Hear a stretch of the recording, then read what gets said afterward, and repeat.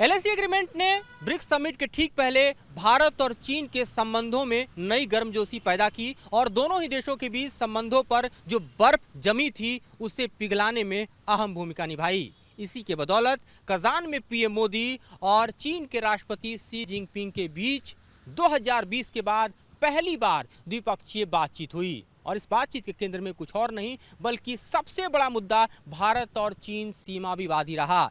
PM Modi ने LAC agreement का स्वागत किया, साथ ही पीस एंड ट्रैंक्विलिटी पर जोर देते हुए कहा कि भारत और चीन दुनिया के दो सबसे जनसंख्या वाले देश हैं जिनकी समृद्धि और विकास के लिए जरूरी है कि पीस और ट्रैंक्विलिटी बनी रहे, दोनों ही देशों के बीच स्थिरता के साथ साथ शांति व्यवस्था कायम रहे।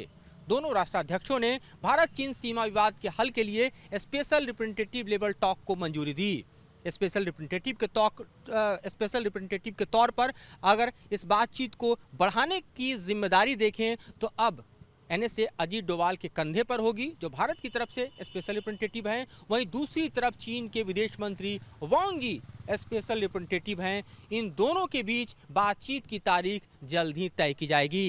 जो एलएसी एग्रीमेंट है उसकी तरफ अगर नजर दौड़ा के देखें तो उसको अमली जमा पहनाने के लिए डिसएंगेजमेंट, डीएस्केलेशन और इसके अलावा डी इंडक्शन का प्रोसेस पूरा करना होगा। तब जाके हम अगर एलएसी एग्रीमेंट के मुताबिक पेट्रोलिंग और डिसएंगेजमेंट के प्रोसेस को पूरा करते हैं, स्टेटस को की स्थिति अप्रैल 2020 वाली तभी जाके बनेगी, यानी इसमें एक लंबा प्रोसेस लगेगा। लेकिन जिस तरह से भारत और चीन ने अपने संबंधों को सुधार कर फिर से पटरी पर लाने में अहम भूमिका निभाई है, देखना यह है कि चीन अपने वादे पर कितना खरा उतरता है। पीएम मोदी ने इस बातचीत के दौरान शी जिनपिंग के साथ आर्थिक मुद्दों पर और वैश्विक मुद्दों पर भी बातचीत की और जाहिर तौर पर दुनिया में इस वक्त जो बड़े मुद्दे हैं, चाहे वॉर हो या फिर इकोनॉमिक क्राइसिस हो या जो कन्फ्लिक्ट जोन के मुद्दे हो, उस पर पीएम मोदी ने स्पष्ट तौर पर कहा कि बातचीत के जरिए ये तमाम मुद्दे हल होने चाहिए। साथ ही एक अहम बात दोनों राष्ट्राध्यक्षों के बीच हुई कि स्ट्रेटजिक कम्युनिकेशन को मजबूत किया जाए, यानी इसका मतलब साफ है कि जो सैन्य लेवल की बातचीत है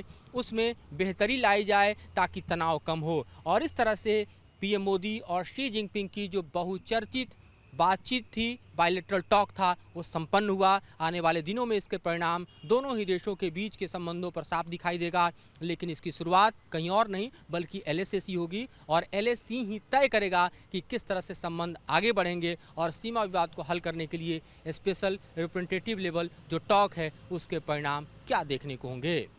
पुलिस विकास राय के साथ Madhurendra Kumar, news nation, Delhi. News nation अब व्हाट्सएप पर खबरों की ताजा अपडेट के लिए न्यूज नेशन के इस क्यूआर कोड को स्कैन करें।